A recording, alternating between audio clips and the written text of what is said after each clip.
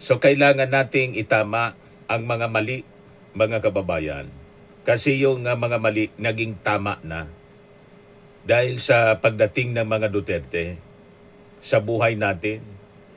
Kaya nga po mga kababayan, yung pagmumura sa social media, sa mismong mainstream media, naging normal na at proud na proud sila sa pagmumura. Di ba? So, doon mga kababayan sa war on drugs, ano ang solusyon natin? Ibalik natin yung rehabilitation programs. And in fact, yun ang ginagawa ng ating present administration.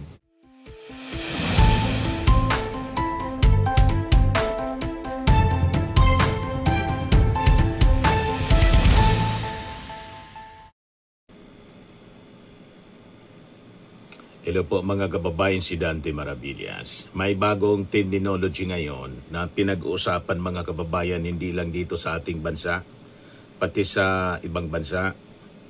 Ano niya yan, Mr. Maravillas? Ito yung tinatawag na de-Dutertification.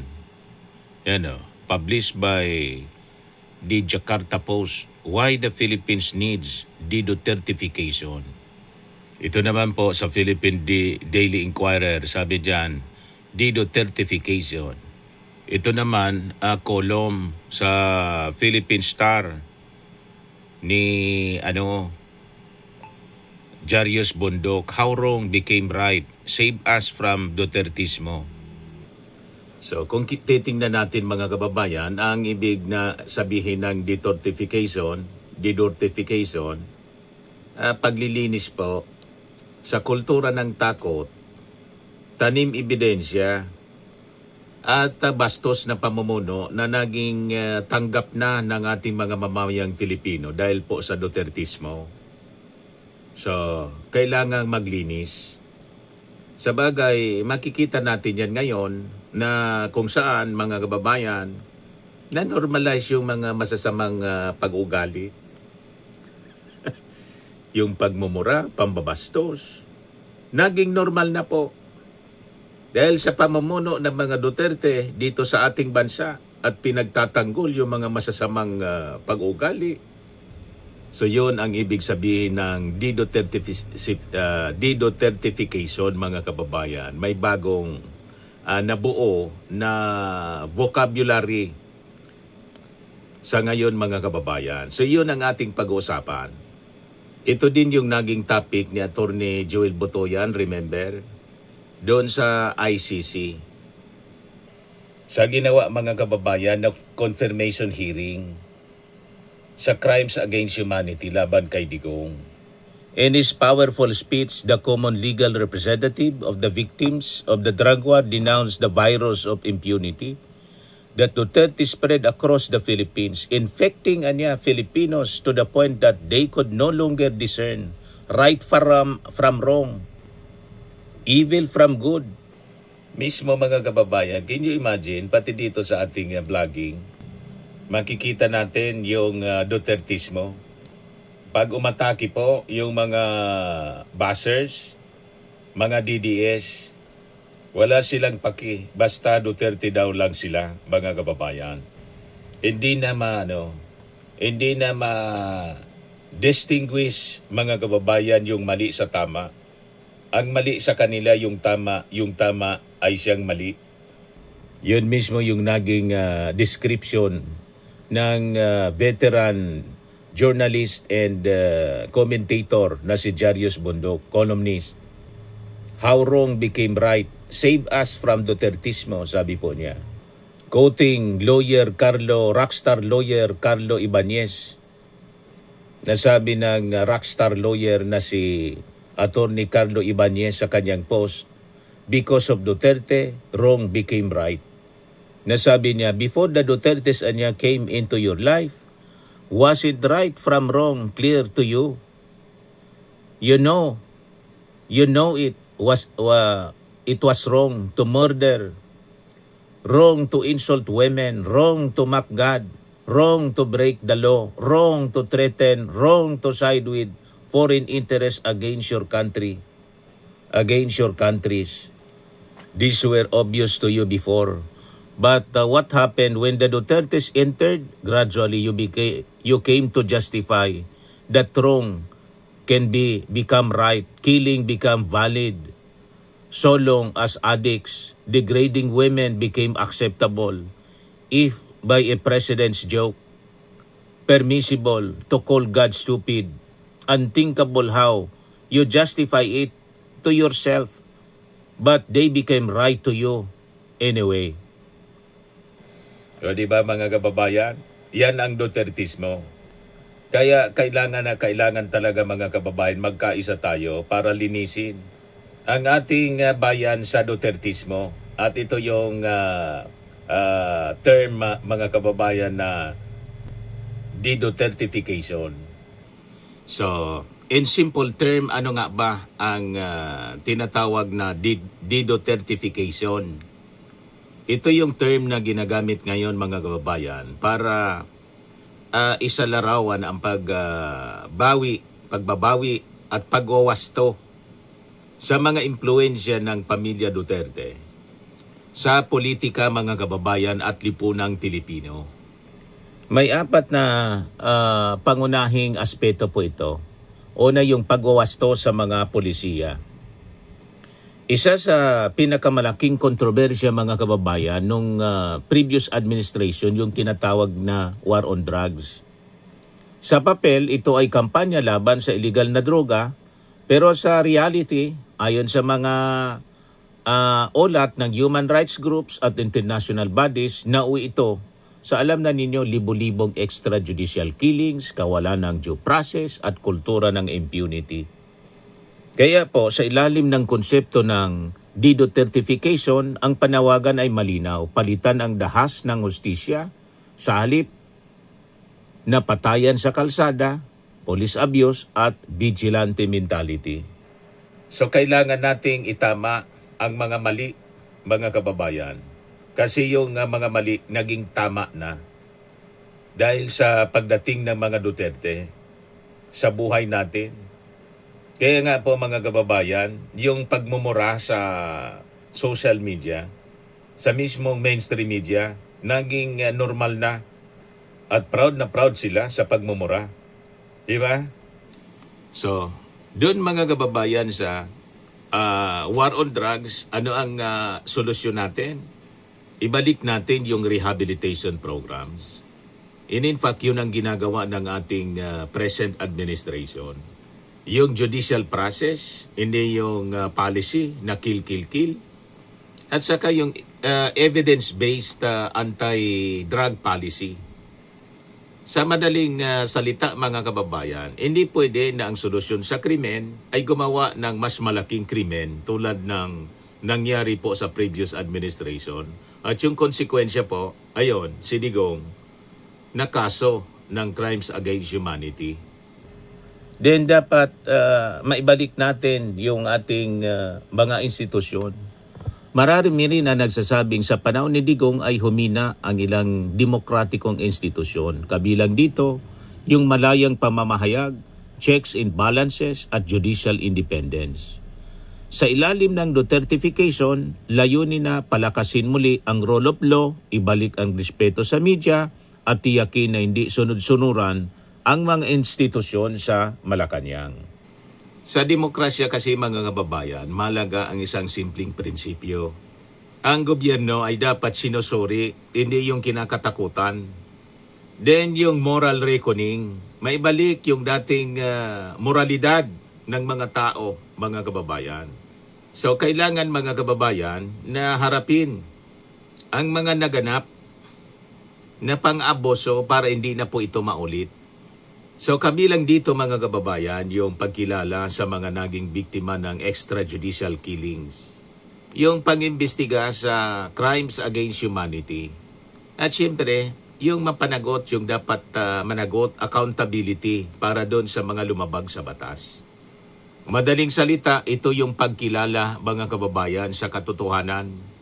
Then syempre, kailangan natin ng totoong pagbabago sa kultura ng pamumuno. Isa mga kababayan sa nakikitang epekto ng Duterte era ng pamumuno, yung pag-normalize ng bastos at agresibong pananalita sa politika. Nakita ninyo yon si Sara Duterte. Kasi anak siya ng tatay niya, ninormalize yung pagbabanta, yung pagmumura, pati yung ating Pangulo, si First Lady, si Martin Romualdez, binantaan at pinagmumura. Naging normal na sa kanila ang ganun. So sa loob kasi po ng 6 na taon, naging normal na yung pagmumura ng leader. Mga rape jokes, sexist remarks, mga personal attacks laban sa mga kababaihan. Nakita ninyo yon yung nangyari sa Congress, yung kay Suntay. Ayun. Ginawang normal mga kababayan yung pambabastos kay Ann Curtis na ini-imagine niya. Nagiinit yung kanyang katawan, mga kababayan. Doon pa mga kababayan ginawa sa hearing ng impeachment complaint laban kay Sara Duterte. So kasi mga kababayan, ang problema dito ay hindi lang salita. Ang problema dito ay ang mensahe na pinapadala nito sa ating lipunan. Kasi po, kapag ang pinakamataas na leader ay bastos sa kanyang pananalita, nagiging normal ito sa iba. Lalo sa ating mga kabataan, kaya naging bastos na rin yung ating mga young people at pati yung ating mga matatanda. Kasi ginagawa ng presidente mismo. Kaya po, madaling sabi, ang Dutertification ay panawagan para ibalik ang dignidad mga kababayan sa serbisyo publiko. Hindi kailangang maging bastos para masabing matapang. Ngayon, punta tayo doon sa mga misogynists tulad ni Suntay at ni Topacio. Bakit dapat itong idisbar? So, ang panawagan mga kababayan na sina Representative Suntay at si Atty. Topacio ay madisbar, hindi po siya simpleng personal na away. Sa ilalim kasi mga kababayan ng Code of Professional Responsibility and Accountability o CIPRA na inilabas po mismo ng Supreme Court, malinaw yung panuntunan. Ang mga abogado ay hindi pwedeng gumamit ng bastos at mga mapanirang pananalita. So, bakit po ganon? Kasi po ang mga abogado, hindi siya ordinaryong mamamayan sa mata ng batas. Sila ay tinatawag nga na officers of the court, tagapagtanggol ng hustisya. Sila yung mga ehemplo ng dignidad ng legal profession, pagkatapos ganun sila kung magsalita. Di ba po, mga kababayan? So, ano-ano mga kababayan yung mga paglabag sa CIPRA? Ang pag-objectify sa kababaihan o pagtrato sa babae bilang pantasya o sexual object ay itinuturing na immoral conduct, unethical behavior, violation ng CIPRA. So ang mga pahayag ni Topacio tungkol kay Representative Sara Ilago at ni Suntay tungkol kay Ann Curtis ay kinundena ng marami dahil malinaw na halimbawa ito ng misogynistic speech. Ang mga abogado dapat may moral fitness. Sa batas, ang pagiging abogado ay isang pribilehiyo, hindi karapatan. Kapag ang isang abogado ay nagpakita ng kawalang respeto sa kababaihan, human dignity, at basic decency, maari siyang maaring questionin ang kanyang moral fitness to practice law. Kapag napatunayan na wala na ang moral fitness, maaring bawiin ng Supreme Court ang kanyang lisensya. Saka ito pa, Safe Spaces Act. Mas lalo pang nagiging seryoso ang issue dahil mayroon tayong Safe Spaces Act o bawal bastos law. Layunin ng batas na ito na protektahan ang mga kababaihan laban sa sexual harassment, sexist remarks, gender-based insults. So malinaw po, yon ang ginawa mismo ni Suntay at saka ni Topacio. Kaya dapat itong dalawang ito madisbar. Kasi po, kung mismong mga abogado ang lalabag po sa ganitong batas, nagiging malinaw mga kababayan yung problema. Paano nila may pagtatanggol yung batas kung sila mismo yung lumalabag dito? Di ba po, mga kababayan? So dito yung Duterte effect, mga kababayan, sa kultura ng pambabastos nakikita natin. Dahil lang sa Duterte era, mga kababayan, namana nila yung mga masasamang ugali, mga kababayan ni Digong. So marami mga kababayan yung naniniwala na yung ugali ni Suntay at saka ni Topacio, hindi po siya isolated incident. Ito yung bahagi, mga kababayan, ng tinatawag na Duterte effect, Dutertismo, sabi nga po ni Jarius Bondok. Parang yung komunismo. Itong Duterte effect, pwede nating tawaging demonyonismo.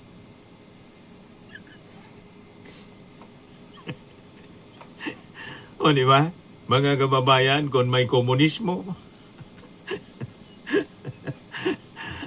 pasismo, itong Dutertismo, demonyonismo ito po. Na demonyo yung mga tao, yung ugaling demonyo naging normal, naging tama na. Diba po, mga kababayan? So na-normalize yung pambabastos, mga kababayan. Sa loob kasi, mga kababayan, ng 6 na taon na pamumuno ni Digong, naging normal yung pagmumura ng Pangulo at proud sila doon. Yung mga rape jokes, naging normal. Yung mga sexist insults doon sa mga kalabang kritiko. Kung saan, kabilang sa mga madalas na target noon, yung pinakulong ni Digong na si dating Senador Laila de Lima, ngayon mamamayang party list representative na. At saka si dating Vice President Leni Robredo na ngayon Naga City Mayor na. So kapag ang isang pinakang mataas na leader ng bansa ay gumawa nito ng walang parusa, siyempre may mga taong ang iisipin. Kung nagawa ng Pangulo, bakit hindi ng isang ordinaryong Pilipino? Kaya naging normalize na po ang pambabastos nila, lalo ng kanilang mga supporters, yung mga DDS. Normal sa kanila ang pagiging bastos. So ito ay tinawag na locker room talk politics.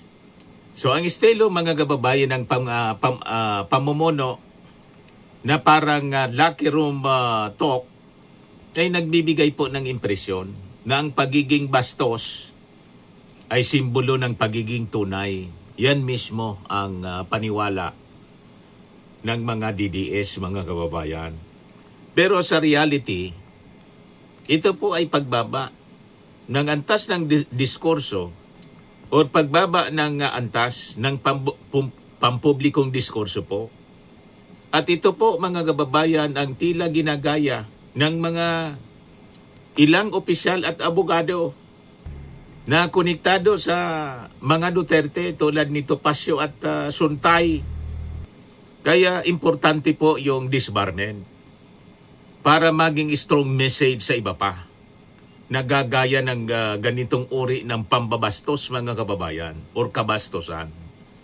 Kaya po, kung sakaling madisbar itong si Suntay at saka si Topacio, magiging malinaw po ang mensahe. Tapos na ang panahon ng pambabastos sa gobyerno at saka sa legal profession. Ito ay magiging bahagi ng de-Dutertification. Paglilinis ng sistema upang maibalik ang respeto sa batas at saka sa mga kababaihan. Ngayon, may isa pang abogado, si Libito Baligod. Bakit kailangan din itong madisbar, mga kababayan? Ito din ang usapan ngayon. Naharap siya sa reklamo dahil sa mga fabricated allegations. Sa ilalim kasi, mga kababayan, ng Code of Professional Responsibility and Accountability, yung CIPRA, mahigpit po na pinagbabawal yung dishonesty, deceitful conduct, saka fabrication of evidence. Malinaw po sa lawyer's oath kung titingnan natin, mga kababayan, ang dali po na i-search. Ang bawat abogado ay nanunumpa na hindi siya gagawa ng anumang kasinungalingan. Kaya po, kung ang isang abogado ay nagsinungaling, gumawa ng maling paratang, o gumamit ng mga fabricated cases. Malinaw siya na paglabag sa lawyer's oath. Natingala din ito kay Digong na noon mga kababayan, sabi niya nung piskal pa siya, talagang nagtatanim sila ng ebidensya. Ito, sabi niya mismo, proud na proud siya. My prosecution days, we planted evidence. First planted the intrigues ng my prosecution days. We planted evidence. First planted the intrigues ng my prosecution days. Yan ang ginagaya, We planted mga evidence. kababayan. First planted the intrigues. Kaya dapat nga, pati si Digong madisbar. Di ba po? So si Baligod, mga kababayan, nung irap niya yung mga alleged 18 Marines, narap siya sa cyber libel allegations and perjury. Matapos niyang aminin na isang oversight, mga kababayan, yung kanyang pagbanggit sa pangalan ni Laila de Lima sa listahan na umano'y sangkot sa korupsyon na tumanggap din ng mali-malitang pera. O, di ba? So, ang problema dito ay hindi simpleng pagkakamali. Ang pagdawit sa isang tao sa isyu ng korupsyon gamit yung maling impormasyon ay maaaring makasira sa reputasyon at maaring magdulot ng malaking pinsala. Kaya sabi ni Laila de Lima, hindi ko ito palalampasin. So ito yung koneksyon, mga kababayan, sa Duterte style politics, Dutertismo. Yung mahilig magtanim ng ebidensya. Tanim witness, saka propaganda. Ngayon, ito mismo ang uri ng polisiya ang ginagaya ni Sara Duterte na ang sabi niya, ibalik ang tapang at malasakit. So, kaya importante talaga po yung de-Dutertification. So, ang usaping ito sa de-Dutertification, hindi lang ito tungkol sa Duterte, sa mga Duterte, mga kababayan, kundi sa uri ng gobyerno na gusto ng mga Filipino. Gusto ba natin ng bastos na gobyerno? Gobyernong bastos na magsalita? Gumagamit ng takot at nagpapakalat ng mga kasinungalingan? O gusto natin ng gobyernong may respeto sa batas, may transparency at may dignidad, mga kababayan, sa pamumuno? So ang de-Dutertification, mga kababayan, ay hindi siya paghihiganti. Ito po ay paglilinis. Dahil sa huli po, malinaw ang panawagan ng marami. Mas karapat dapat ang Pilipinas sa gobyernong may dangal. Hindi po sa pamumuno na minana sa kultura ng takot, kasinungalingan at pambabastos. So ito sana, mga kababayan, ay pag-isipan nating mabuti. Okay po, ako po si Dante Maravillas. Bye-bye. God bless.